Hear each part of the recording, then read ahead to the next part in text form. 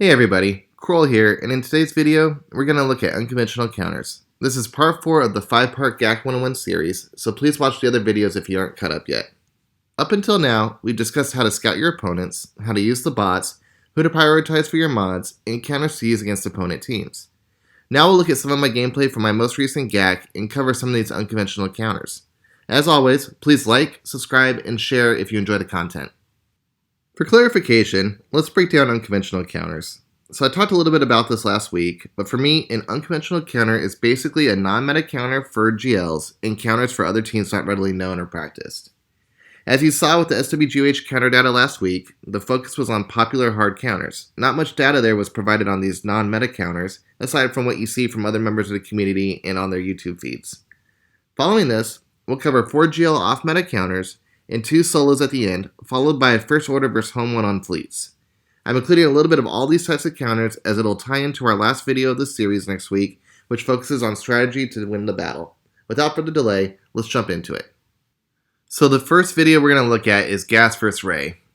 There's a couple key things to keep in mind here. Biggest is you want Rey using her whirlwinds and her ult when gas is up, and you want to keep form up for Rex when gas is down so we can stand gas up faster. So let's go ahead and look at some of this gameplay. So just go up with her heal. We're going to save the form up. We go ahead and just go all in for Rey. We're not going for anyone else because we're going to try to use Rex late to one-shot everybody out. So we go ahead and just keep focusing on Rey here. Get the counterattacks. It's always fun. Let's see. Let's scroll down a little bit. Let's scroll down. We're stuck behind a taunt. Okay, so right around here, Rey's about to start going ultimate again. We're saving form up. There's the ult. So we're going to still go for Rey right now because we want to get rid of the stacks that she has right now from Finn. Inspiration, sorry. Alright, so we're going for Rey. They do damage. Okay, gas is going down, taking a nap. So now we're going to keep going for Rey. Alright, so we triggered her damage meter, so that's good. So next time we go for her, we're going to be able to take her out. So there's the form up we were talking about. We were saving for gas. As you see, his team's almost 100% loaded again. Ready to go. So for right now, the hard part was, what am I doing here? Am I putting a taunt on 5s, or am I just going to go with it? And I believe I put the taunt on him, and it just gets dispelled anyway, so it doesn't really matter. But I'm just hitting around other places now because damage meter is still on Rey. But again, I'm just pulling the stacks of inspiration off, and I'm trying not to do what I just did here and put damage meter on someone else. Alright, so we got to sacrifice up. Gas is standing up. Rey's here, but she still got damage meter up, so we're going to go for someone else. So we're looking at JTR. I believe we go ahead and we just sort of play through this until the damage meter on Rey is gone. Let's see. Okay, still hitting people, and there's a whirlwind. Gas taking another nap. Alright, we're going to rush slay our first target, which I believe we go for Finn. Goodbye, buddy. And we're just going to go all in on Rey again.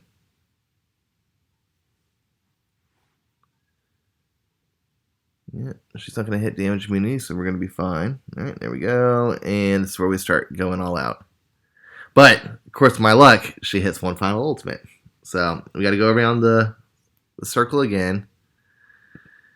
Hits her ult. We don't even take a nap this time.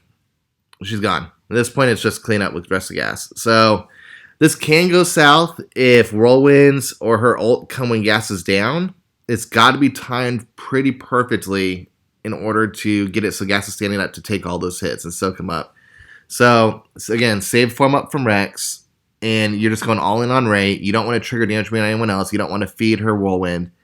And that's the easiest way to get through it with this counter and not having to burn C or somebody else. And even here, so is that 58 banners without the 10 freebies. So that's a pretty solid off-meta counter if you ask me. Alright, the second counter we're going to go over, I used GG versus C. I really enjoyed this one. It was fun. Some notes here, I don't know if BB-8 is necessary. I liked in there for the team jump at the start of the battle, but B2 would have been just fine here. The C team, there's a couple G12s on here. It's not fully relicked, but this is a traditional C team you'll see on defense when you see a C on defense, which is usually unheard of. But GG Newt is basically the counter. We get it done. He's there to slow people down, add the extortion, and GG's there to kill everybody. So let's go ahead and run through this guy. So you're going to link. One thing I like here throughout this whole battle, his ult didn't really move that much. He will eventually hit ult at the end, which we'll see. But here we're doing a bunch of damage. Already about to have Scion out. We're just doing AoEs at this point. Okay, don't care. Let's go ahead and get Scion out. Done. So the next target for us would be Nihilus. We don't want him to annihilate anybody. So we're going to go ahead and slow him down.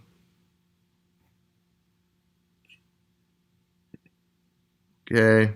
We're still going to go all in for him and get him out. Okay, so we're isolated. Well, actually, I don't even think we're isolated at this point. I think Treya's just using her basics. Alright, so he's gone. We're going to go all in for Treya. One shot. Easy. Alright, we're going to go in for Cydia, so it's just C standing.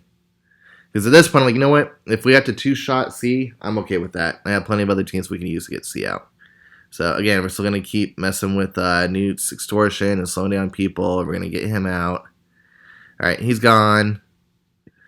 And it's just us versus a lone C. So, obviously, he's going to get to his ult eventually. And then this is where the nail-biter starts. Is he going to get his insta-defeat off? And is he going to kill everybody? So, we're going through. He's got heal immunity. That's positive. We're close. And we survive it. So, we go ahead and we take him out.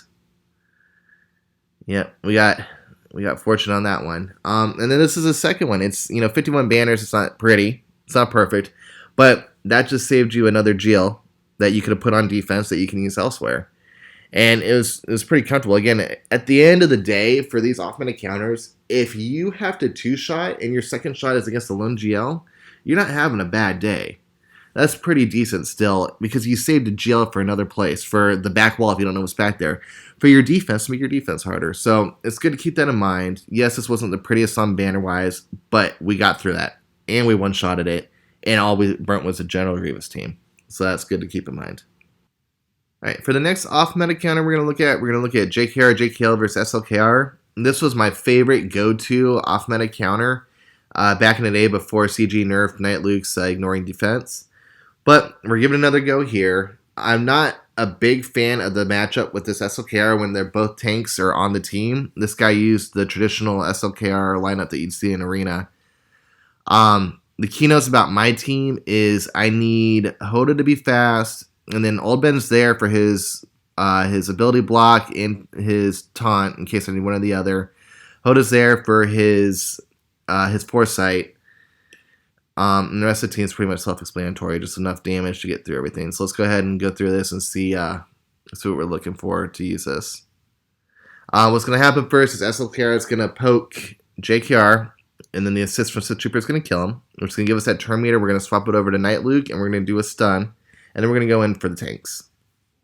So misplay number one here. I should have used the heal and put Force on everybody, but instead I used Master's Training, but we'll roll with it. Alright, so I had the option here to get around the taunt. I do so because the Sith Trooper here is the bane of my existence on these battles. His AoEs on everyone when I kill someone will destroy this team. So I prefer to get him out over Hux. Others will say get Hux out first. It's up to you. So one tank's gone. I got Sith Trooper down. Now we're going to go ahead and get crew out. I'm going to go ahead and I'm going to ability block everybody. I don't really need a taunt right now. I'm looking good on health. So now we're going to go ahead and give that to JKR. Got a blind on him, so he missed. Okay, there's the basic from the ability block. Now we're going to go ahead and heal everyone up. So Foresight's back applied. And we're going to give JKR's lead back to JKL. We're going to go ahead and get Hux out if we can. Done. So now we're back over to the tank. So we'll go ahead and drop that. We don't care that the taunt went away. We're still going to get him out now. Okay, yeah. We'll go ahead and add that taunt now. Okay, we don't care about that. Do a little basic heal. Team swap back over to Night Luke, and we're going to try to get SLK out real quick.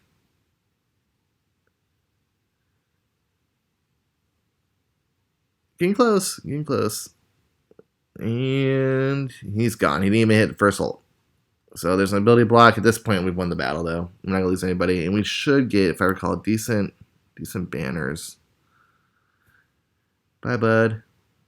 Yeah, 63. We lost 2 banners on that. And that's the non-GL counter versus Slkr. A full arena Slkr team. And we lost 2 banners. So that's a huge win. And we will take that. Alrighty. And saving the best GL counter for last is the newer one with the Fennec lead versus Lord Vader. So, not to spoil anything, but we end up losing this battle to a lone Vader. And the key point I want to make here is that you don't normally see Maul on this team in GAC, because normally he's used for Maul Mandos and it's split. If Maul was not on this team for this battle, we would have full cleared with this Fennec Bounty Hunter team. Because he was there, he sort of put a wrench in our plans, and we ended up losing with a lone Vader left, which we cleaned up pretty easily. But still, we're going to go through it because a lot of people use this counter. You're using Zam with Ami, so this is Ami Zam. Everyone else here is Relics. Not really high, though. They're all Relic 5s. I think Zam is 6, and I'm working towards Lord Vader. But the goal here is, the way Fennec's lead works is she needs to clear 20 debuffs. And if you've ever faced Lord Vader, you know that he opens and he adds debuffs to everybody. So basically, we're going to get a turnover to Grief. Instead of using this Bounty Hunter team traditionally, where you use a aura lead and you'd use Grief's middle ability to do a mass assist and hit contract. In this situation, we're going to use Grief's final ability to clear all the debuffs. That's going to clear at least 20, so instantly we're into contract, and we're just going to go to town with it. So let's go ahead and go through it. Alrighty. So, okay, we're loading up. Okay, so he's going to open with that. 6, 12, 18, 24, 30. We got plenty. So we're going to go ahead and do the heal. Boom, instant contract. Everyone's got it. So we're going to go ahead and we're going to get over to Mando and get the Annihilate out on Royal Guard. Let's go ahead and use some attacks. Through it. We'll AoE everybody. Okay. Mass assist here. So look at this damage. We already got him all the way down to yellow. So I hesitated here for a moment, wondering if I should save my Annihilate or not, because that was 1 mass assist. I end up using the Annihilate anyway and just playing it safe. Okay, he's gone. So now we're going to go ahead and get Thrawn out so we don't deal with any drama. Okay, so this is where Maul sort of screws us. He gets Mando out instead of going for Bosk. Bosk should have survived it, but because Mando lost that 1 health and the fact that Maul's there to get Vader's ultimate to go now instead of not being there, we would have been fine. He put it out, he would have never hit ultimate, and we probably would have easily won. So at this point, I have to make a decision. What do I want to do? Do I want to try to heal Mando and save him? Or do I want to go for the mass assist and get Thrawn out? So my thought process is we're going to go ahead and get Thrawn out. Then we're going to go ahead and do whatever it takes to get Tarkin out so we can clean up a lone Lord Vader and not have to deal with it. So we'll go ahead and do the mass assist on everybody. Alright, so Thrawn's gone. Now we're going to get over to Tarkin and we're doing whatever we can to get him out. So there's a heal. We'll add another AoE. Okay. And he's just about gone. But the damage output on this team is insane. Alright, so, and at this point, I think we eventually start autoing it. Yeah, because it just goes in a circle of these 3, and as his damage ramps up, he's ultimately going to win. So again, if Maul wasn't there, I think hands down easily won this battle. Because Maul was there, they put a wrench in it. So going forward, if I want to 2-shot it, I will still do this counter. But if I need the 1-shot, then I'm going to go for, using my JML, or I'm going to use, JMK and get that 1-shot. But still, at the end of the day, it's a feasible counter. It works when the team is ideal. It just didn't happen for us this time. But still, nonetheless, let's show it to you guys anyway so you understand how it works. So, before we start this counter, I understand this Old Republic team is all purple. They're not, Relic, whatnot. Ness is Relic, I want to say 5. But I'm not showing this because Ness can solo Old Republic. I'm showing this because part of going into the strategy next week for that video is knowing how to win. And part of that is, can you undersize squads? This is something that used to be done just for the feats of GAC. Now that that's gone, it's not really done. But if you're playing a battle that's going for efficiency and you need a win on that, then doing solo battles like this or doing anything that you can undersize, it's just gaining you more banners to get that win. So at this point, we're doing this part to show you guys, you can use certain tunes like Nesta Solo, but the other part of it is I need to make up banners for that Lord Vader I dropped. So by not bringing in a full team of 5, I'm going to make up those extra banners. So we'll go ahead and speed through this a little bit. Obviously we'll win it. And the way Nest works is the damage output is bigger the longer the battle goes on. I had autoed it around the 3-minute mark because it's just getting too close for comfort. But near the end here, we start one-shotting everybody. And we have enough damage there to get everybody out. So yeah, gone. Counter, gone, gone. And then here we get 68, I think. Yeah, 68 to 69. So that's a great run too. And again, it wasn't to say, hey, Ness is good for these teams or that teams. There are other tunes that are good for solos. We're going to do a Malik video next. But it's important to know going into next week's strategy video that you can undersize some squads and it can help you net the win. All right, for the last unconventional counter we're going to do Malik. So the reason we're running Malik here is a few reasons. One, Malik's just an awesome character. His kit is amazing. He can take out many things. He solos First Order. He solos Padme. Two, he lets you break up your Sith Empire. So at this point of the battle, this is on the back wall, I went ahead and used Darth Revan versus General Grievous, and for the 5th slot, instead of putting Malik there, I put Set in there, and then I also followed up and put Talon in there. Now, Talon is purple, 3-star. I haven't really put much into her, but she does have the abilities where they need to be, so everyone gains that 20 speed. So that ended up being just fine, and I got 60 banners for that run on GG. But, again, strategy-wise, looking at next week, it now allowed us to take one good team and split it into 2 good teams. Now I didn't have to use Geos. Now I didn't have to use Separatists. I used M Troopers against someone else. I had Dark Troopers sitting on the sidelines. But we'll go ahead and play this. The only thing about this team, and I messed up on it and did a misplay, is you can't health steal from Kylo Ren. That's it. You can health steal for everyone else. So the 2 dangers on here are Phasma from just increasing everyone's TM and Executioner from ramping up damage and all doing all stuff. So the first 2 people I'm going for are going to be Phasma, and then it's going to be Executioner. So Phasma's gone. We're back good on health. Not happy with the stuns on Malik. I need to up his tenacity a little bit more. But it's, not really a big deal. So we're still going to hit. Okay, he's gone. And it's just picking off everybody. Okay, heal immunity there. Again, we'll go ahead and I believe this is, yep, okay. So go ahead and start getting people out, and he's gone. That was my misplay. My bad. Ultimately didn't really matter. Go ahead and get that last guy out, and then here it's just using everything but that final ability for the hell still. Yeah, we'll basic you here, buddy. And we'll go ahead and get another 68 banners. Don't have full protection. But again, the point of this and this video wasn't to say, these are, the go-tos. This is what you should be doing. But strategy-wise, you gotta map out your banners and how you're gonna get them and how that's gonna look. And the easiest way to do that is to undersize squads. So that was number 2. All right, for the final unconventional counter we're gonna look at Hux's Finalizer versus Akbar's Home 1 fleet. A couple reasons I did this. One is it's apparently, for whatever reason, not a popular counter versus Akbar, which surprised me because of how foolproof it ends up being. I guess as long as you know how to play it cleanly. The second reason we're using this is because I wanted to use the new tank that First Order got. So let's go through this. So the key in this battle is get Han's Falcon out. We're gonna mark it. And we're gonna get it down. That's the first thing we're going to do, and then the battle is pretty much, a gimme. So we're going to go over to Millennium Falcon. We're going to mark him. This is all done before he gets a turn. So I'm going to use a special, do big damage. We're going to do the AoE. We're going to call Kylo's ship. Gone. So at this point, it's smooth sailing. So we'll go over here. We'll give TM back to Kylo's ship. That's our damage dealer on the team. We'll do another special. Almost gone. Okay, there's his AoE.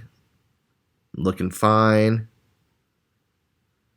Okay, again, we're going to do the same thing. We're going to give turn meter back to his ship. We're going to basic. Get rid of that. Do an AoE.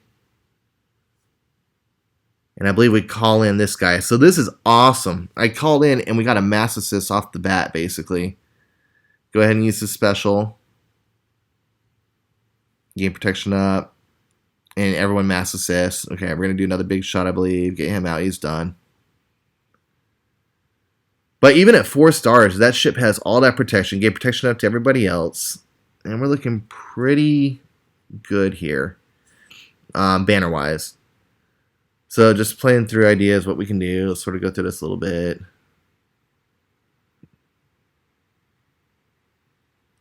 Okay, again, that's the go-to.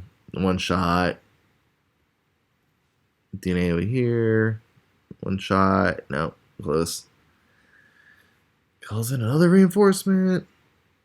There we go. All right, and then banner count, we're looking at 71. I believe perfect is 72. Or close to it. I don't normally bring in a full reinforcement list.